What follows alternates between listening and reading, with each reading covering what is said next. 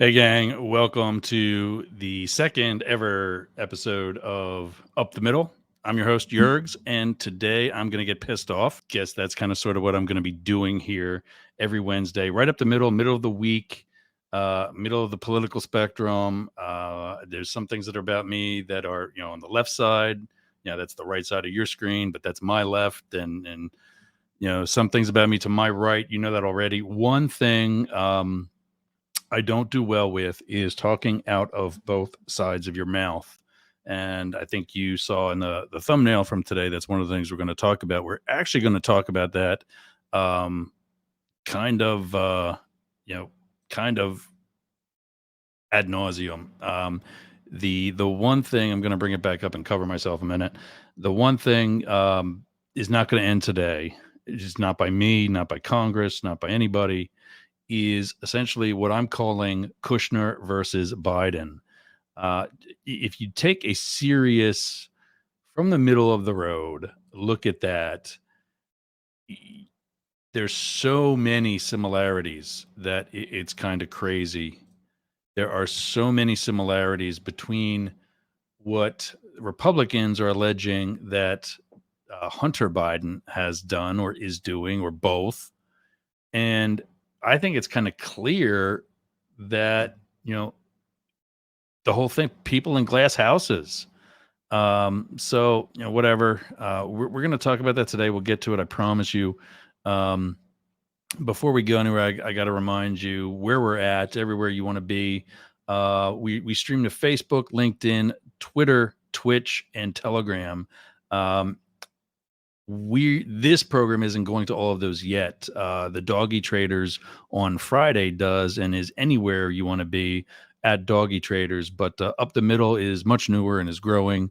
We are on Facebook. We are on LinkedIn through my personal platform or my personal profile. We don't have a profile for Up the Middle there yet. And can be found on YouTube at Talk TV 24. There's the overlay that just covered me altogether. But yeah, I Talk TV 24. That's where Up the Middle is at. And then soon to be on these platforms as well. I got to sit up for this one because Roku covers me.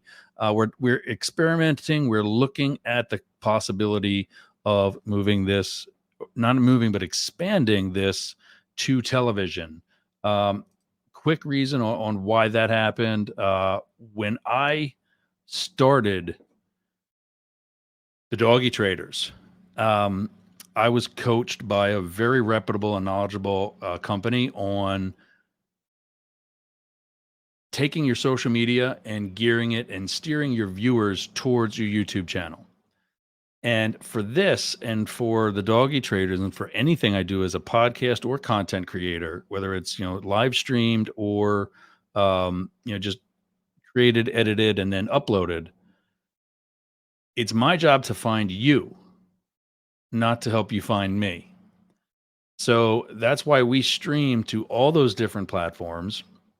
And as a result, our Doggy Traders audience, since we're coming up on a year now, and our Doggy Traders audience has actually grown, I think exponentially. I mean, it's not huge yet by any stretch. However, our LinkedIn page, because day trading, crypto investing, and now we're adding real estate investing as topics on the show, is more of a business topic and would be better served on a business platform like LinkedIn, who we're going to talk about in a minute, oddly enough.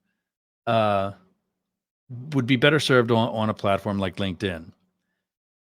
As such, I was right because in half the amount of time, we've only had a LinkedIn page since maybe like October or November for the Doggy Traders. We've grown 4 times as fast, and it's now currently 4 times as big. We've got almost 300 subscribers on our YouTube, or excuse me, on our LinkedIn page, compared to just over like 70 or 71 on YouTube. And for Doggy Traders, it's not about me and having a microphone in front of my face and having, all kinds of subscribers. Those people that are following that brand are active day traders, and they've improved their lives financially as a result. And that's what we're doing to monetize that.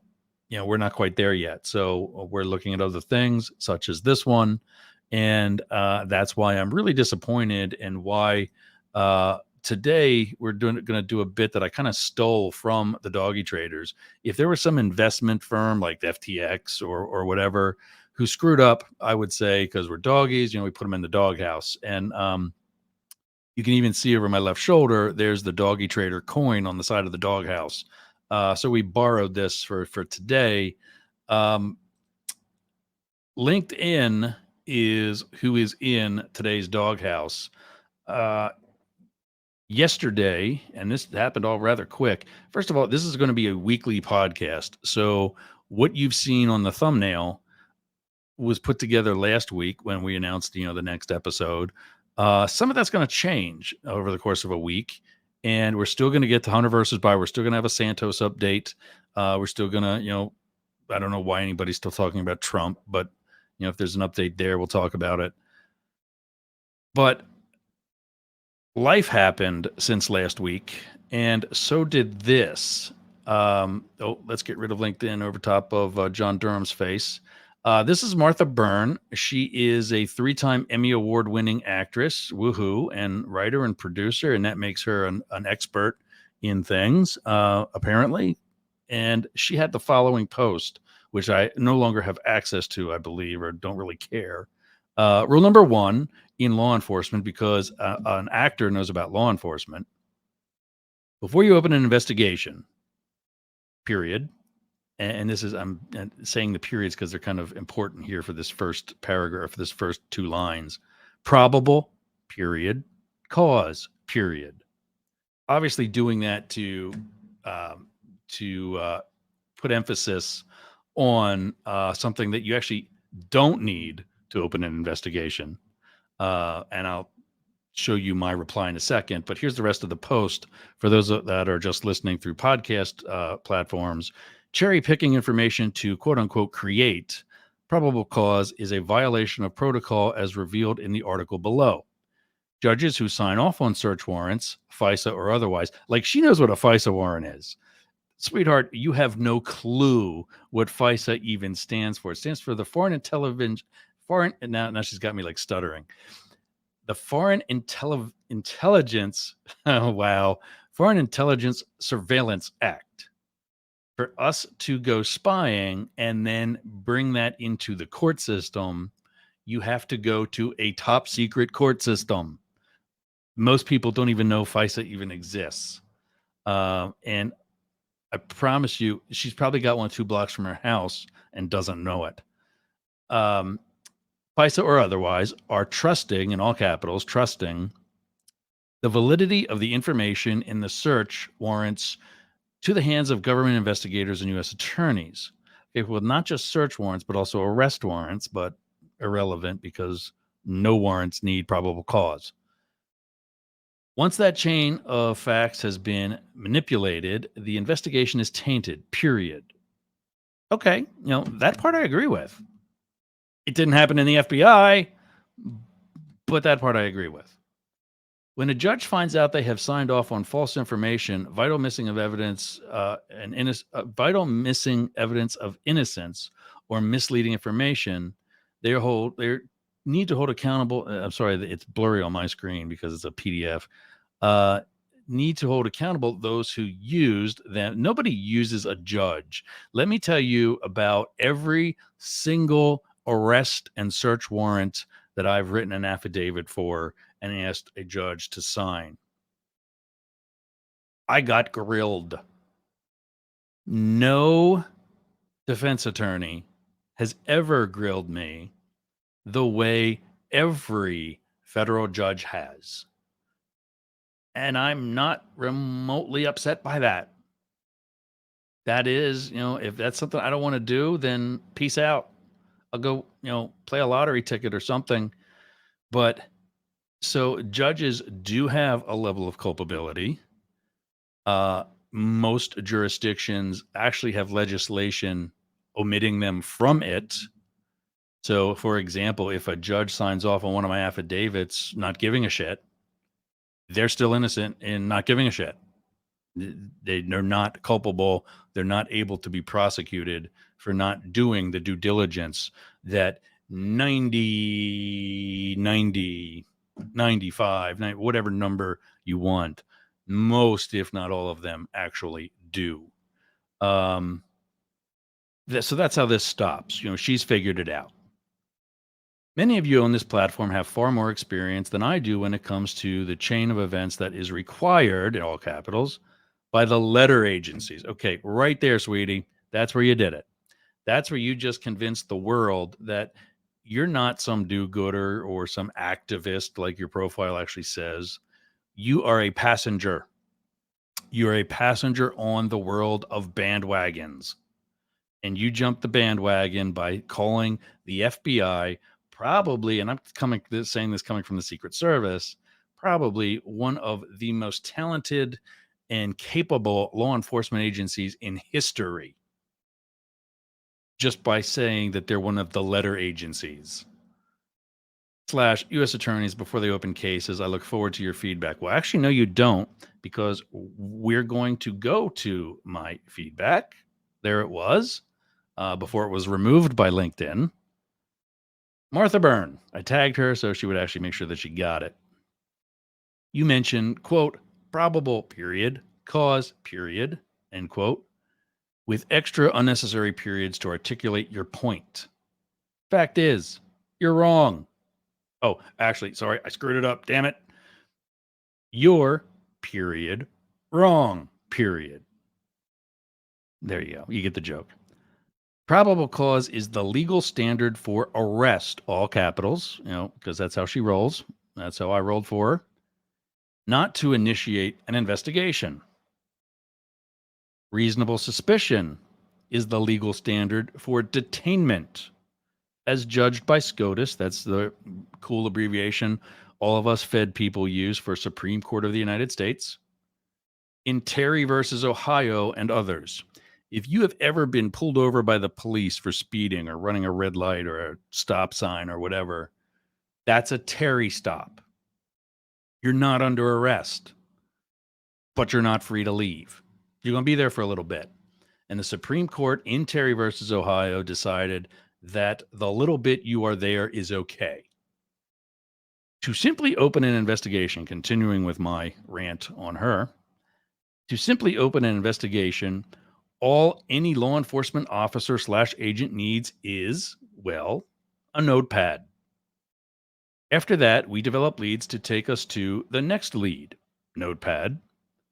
Then we conduct more interviews of others involved, and eventually, our notepad turns into one of two things: a case file.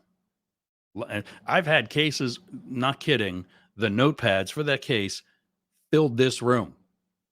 Not this room, but would fill this room if this is where I was storing that information.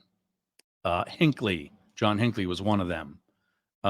In the San Francisco field office, I opened my own case that got this big, where CDs and DVDs were being counterfeited by an actual CD and DVD manufacturer, placing the Recording Industry Association of America at as a victim of theft, essentially, of intellectual property, and that became the amount of value in the DVDs and CDs that we seized became the largest case in history for the record or music industry, fighting piracy.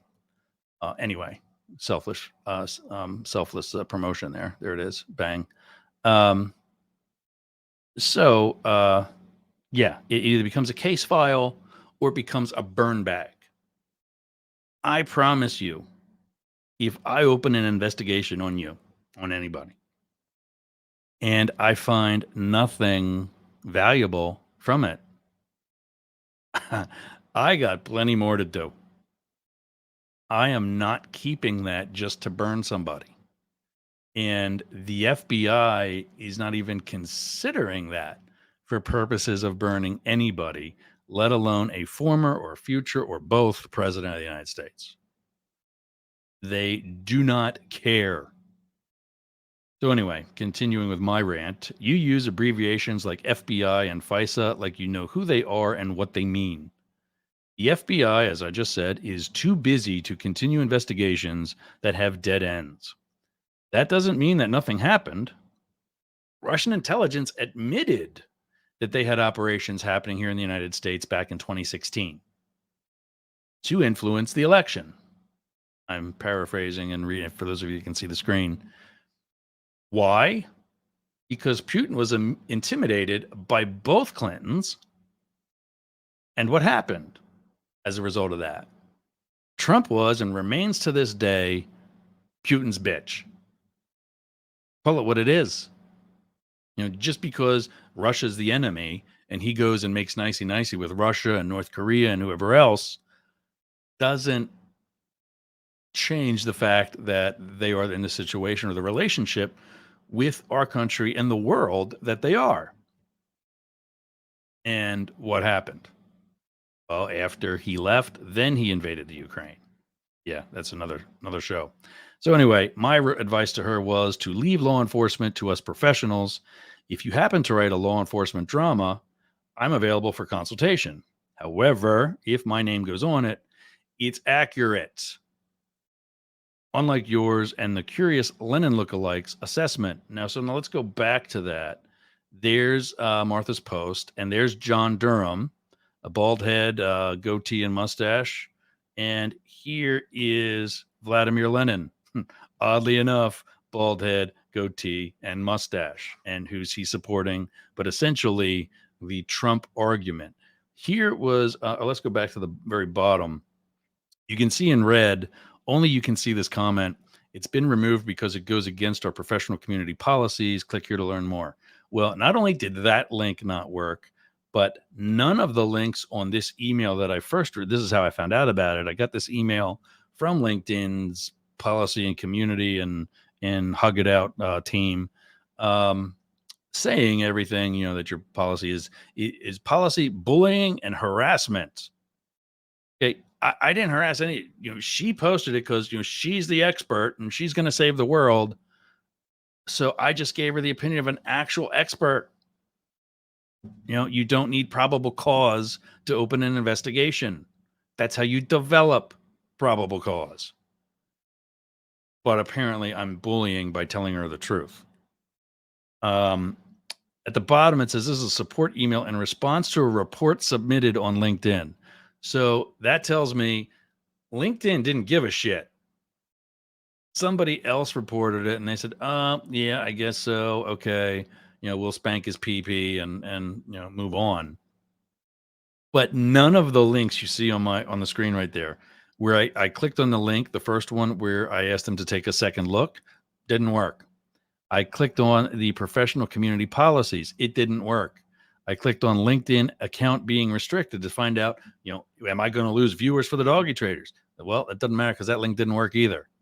And then view the notice page. I figured by clicking on that blue bar there, the center of it where you see the actual link, it would take me to the actual post or comment that has been reviewed or actually removed by this point.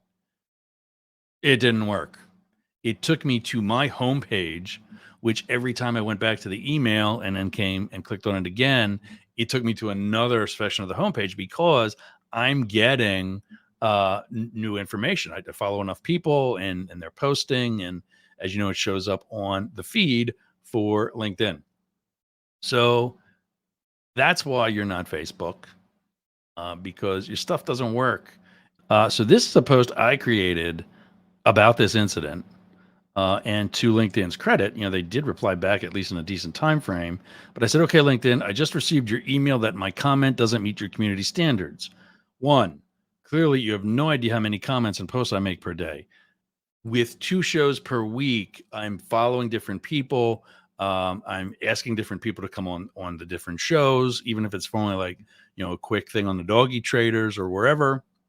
So I don't know what post they're talking. I kind of knew what conversation they were talking about, but exactly which comment, I have no idea.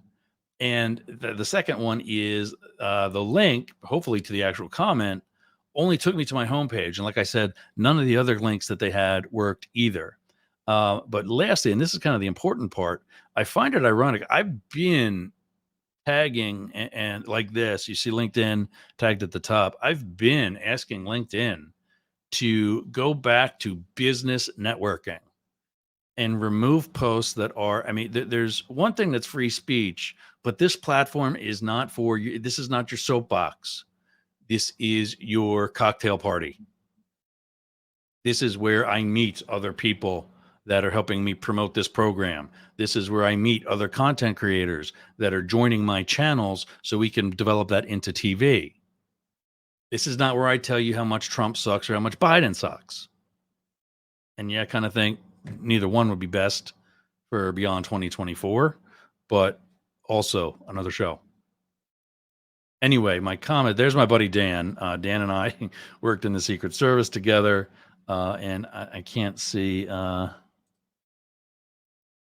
I'm a loner dotty, not a I'm a loner dotty, a rebel. Yeah, yeah, he's got me.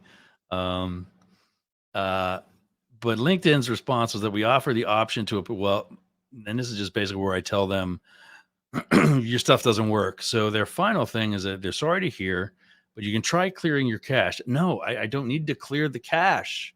Nothing else that I'm on do I need to clear the cache. StreamYard, YouTube, believe me, the streaming I'm doing right now, the stuff that I upload, the stuff that I watch, all that is by far taking up more space than your links. And it's just why you're a joke. I value LinkedIn and I think they can be a successful platform. But when I say that I mean literally, they're a joke on Saturday Night Live. Go back to there. Colin Jost, Michael Shea, they all bust on Saturday Night Live. All right. Next victim. Enough of LinkedIn.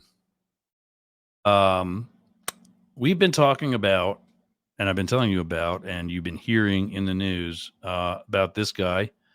Hunter Biden is apparently a felon and the worst thing since sliced bread, according to the GOP and pretty much any Republican, especially those on the far right.